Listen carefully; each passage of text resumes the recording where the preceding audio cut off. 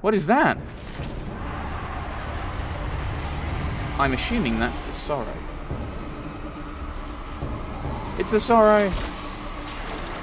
And that's the mirror. The Sorrow is anchored to those reflections. It's devouring their power. We have to get rid of them. Destroy its anchors or else the Sorrow will erase us forever.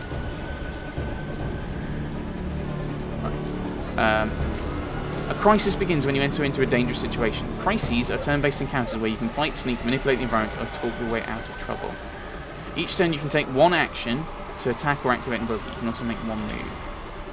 The reflection near you, kill it. You'll loosen the Sorrow's anchor. Which one's the one near me? Is that the one you're talking about? Use left click to attack an enemy or move to a position. Try clicking the highlighted character now. Effort can be applied to attacks to increase your chance to hit. As with other tasks, each level of effort increases your chance by 20% at the cost of 1 point. Unarmed attacks use speed, but other weapons and abilities might use might or intellect.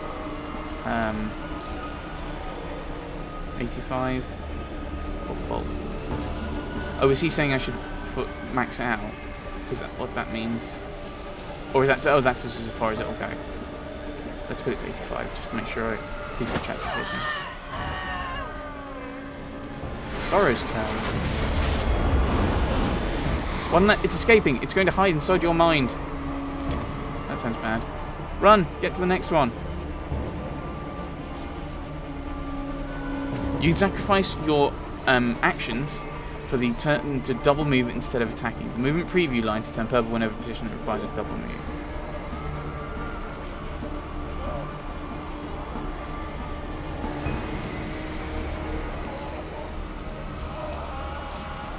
And then you're still running. Horrible gribbly things are getting in the head, I don't like it. When you apply effort to an attack, it also increases the damage you deal. Different weapons and abilities gain different amounts of bonus damage from effort. I will do the same. So it's 3. You've already used your attack this turn, and you'll need to wait until the next turn to deal with another reflection. You can move somewhere to spend your remaining move. If you want to end turn early, you can click the end turn button in the lower left. And it will just move up. And that sounds bad. What is it doing now? It's infecting it somehow.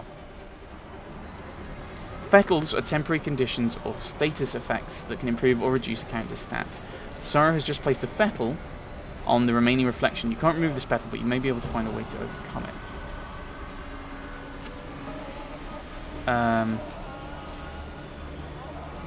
Those are positive ones.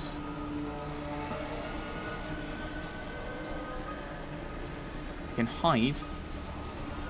I don't think I can get rid of it. Select energy type. Let's go with energy.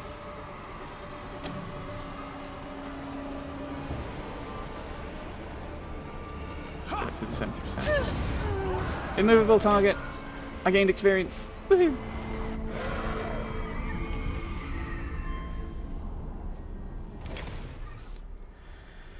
You pried it loose. That thing is a cancer, an infection. It's unstoppable. But you stopped it. He holds his head in his hands. I can't believe it found us in here. He looks at you, terror in his eyes. That thing, the Sorrow, it's been hunting you.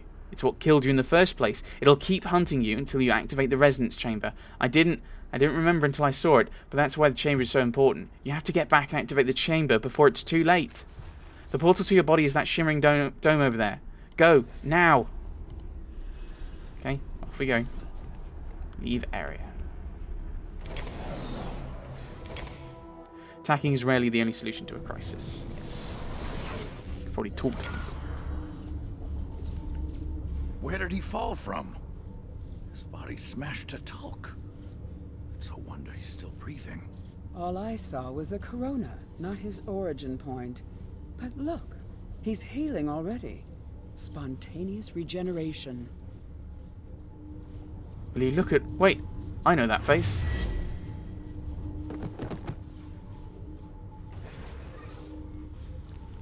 Ugh, what was that? What did you do, Calistegi? He's showing some accusatory suspicion. He's become accusatory. Suspicious. You open your eyes. The first thing you notice is that this man's kaleidoscope of tattoos writhing across his forearms. He wears a long, dark coat belted at the waist, supplies filling the pockets. His boots are worn and stained with years of travel. You blame me? He emitted an internal physiological reaction in response to the fall, probably related to that fantastic healing process. Obviously, Allagan. Her voice rolls and hisses, and you have to rub your eyes to be sure that you're not seeing double. Faint echoes of her actions trail from her, each nearly mimicking her, though some act and react to stimuli that you can't perceive. Her vivid hair and outrageous clothing remain constant throughout the shadows. Oh, yes. It's obvious, Callistege. His voice is grim and clipped, then he sees you looking at him. You're no ordinary mortal, we know that much. Start talking. Scan thoughts. He's the changing god. Callistege is deliberately blinding herself, but why? Who are you? Dominant tide changed, legacy has shifted. If you don't remember who I am, you're more self-centered than I ever imagined. The silver tide has raised a tiny amount. You know he's not the changing god, Allagan. Allagan's been more paranoid than usual. How long must I put up with him? It's his face. I've never seen any other people rebuild themselves like that. Only the changing god can have healed so quickly. He sighs and rubs his face, trying to regain his composure. Maybe you could help me for a change. You know what this means to me. You're familiar with the word changing, Allagan? It implies inconstancy. Thus, the changing god may well have changed. Several versions of her shrug, and she addresses you. You'll have to forgive him. He believes you're someone he once knew, even though it's painfully obvious to anyone that you're newly born.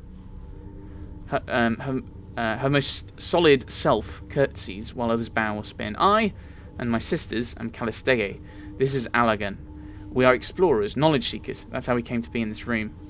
If I'm not mistaken, you're what we called a cast-off. The changing god created you, body and mind. Your sire used your body for a time, then abandoned it for reasons of his own.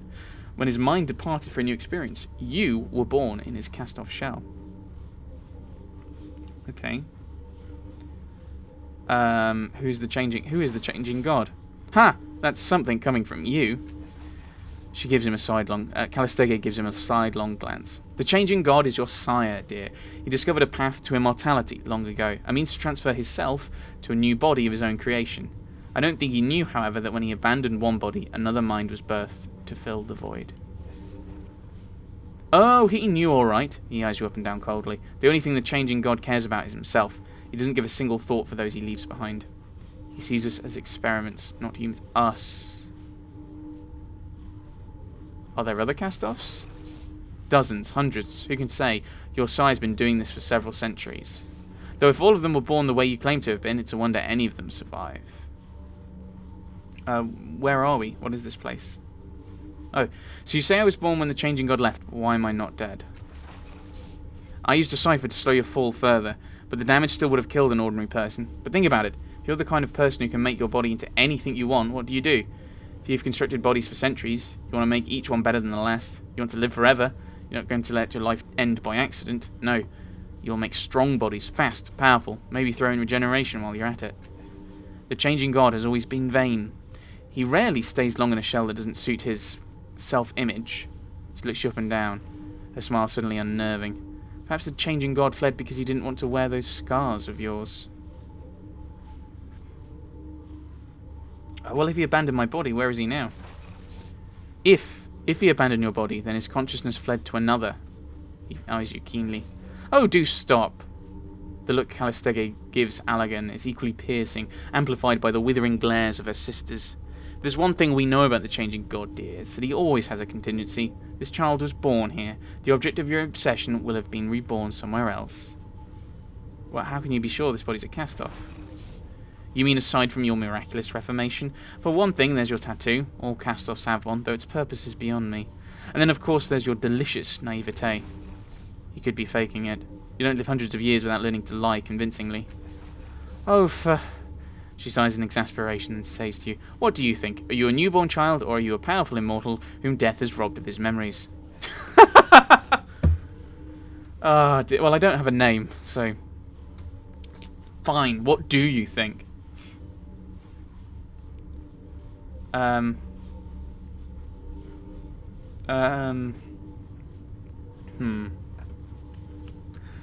Survive that fall and have skills and powers I don't recall learning. What if I am the changing god?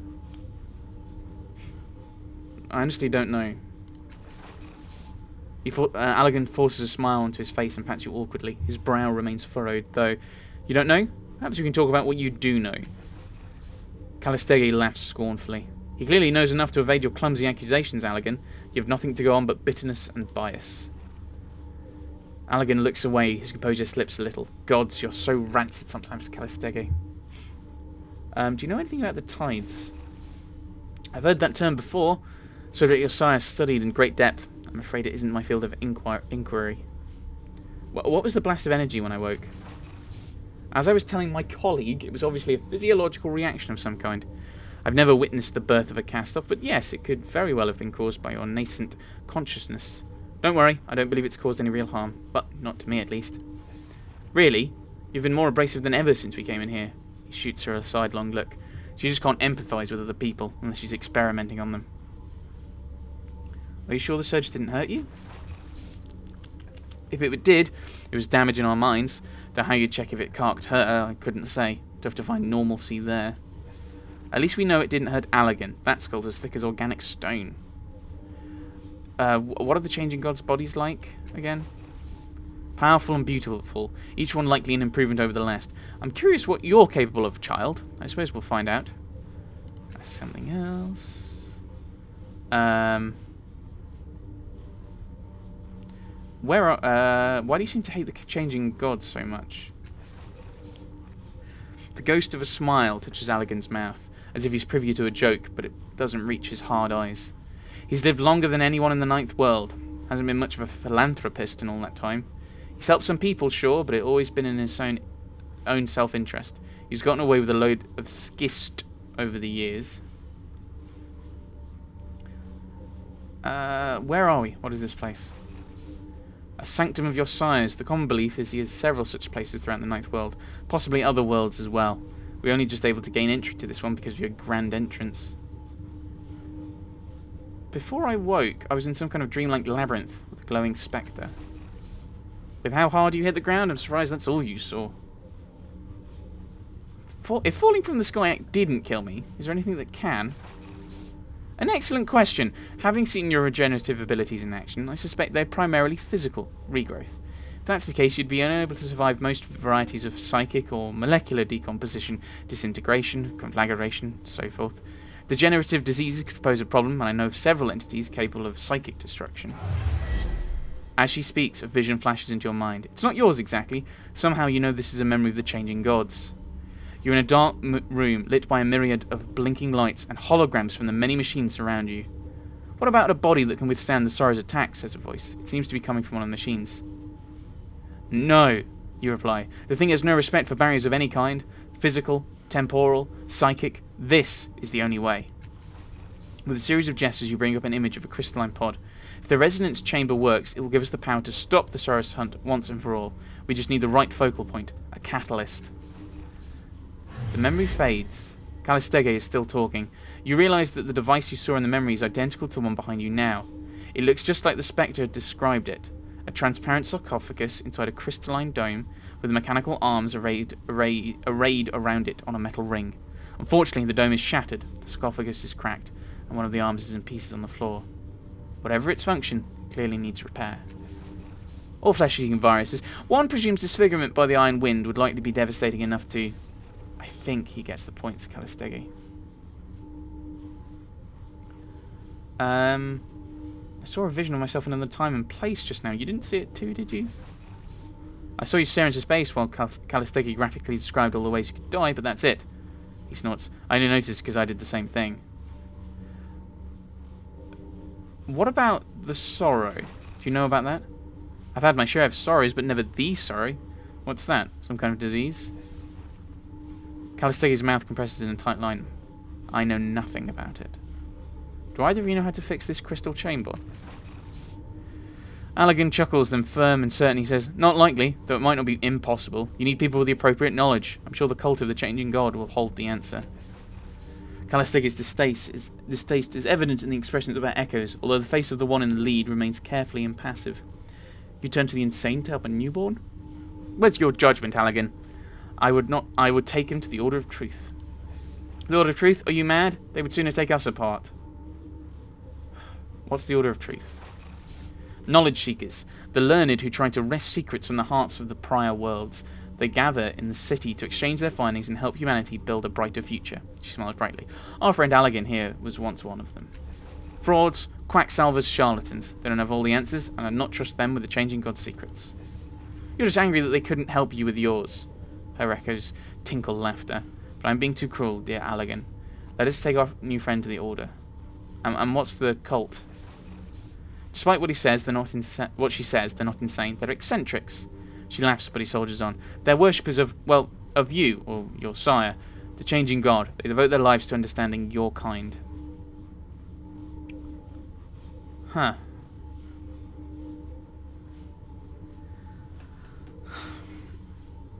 I don't have a lot of information to go on here. I think it's one of those things where the cult would probably already have some knowledge about this. Potentially. So that might be the way to go, actually. Let's do that. Allergan, will you take me to the cult?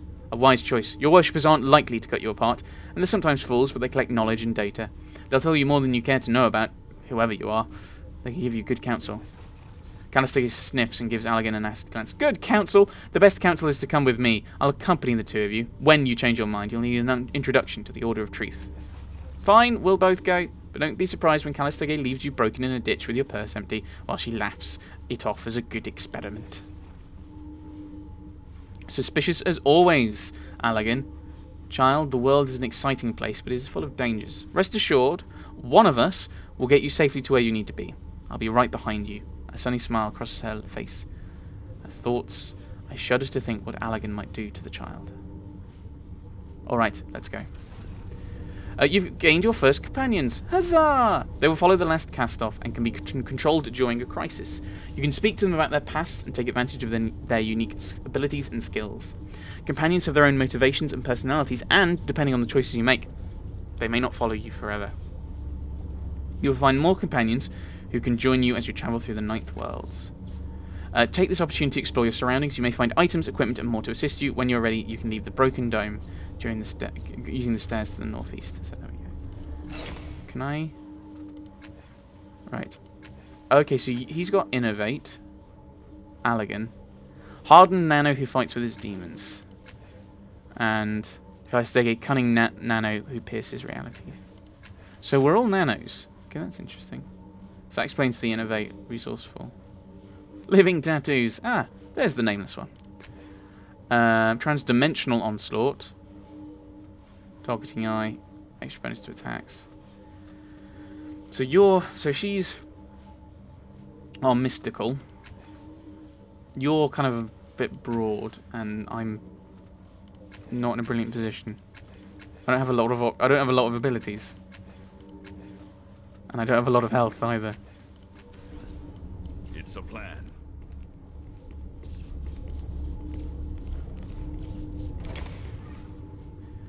A mechanical arm lies on the floor, presumably broken during your fall. Sparks pour from the arm-shuttered housing, filling the air with greasiness. Examine the housing. The sharply pointed apparatus that formerly topped the device appears burnt out and useless, but the equipment in the base remains at least somewhat operational.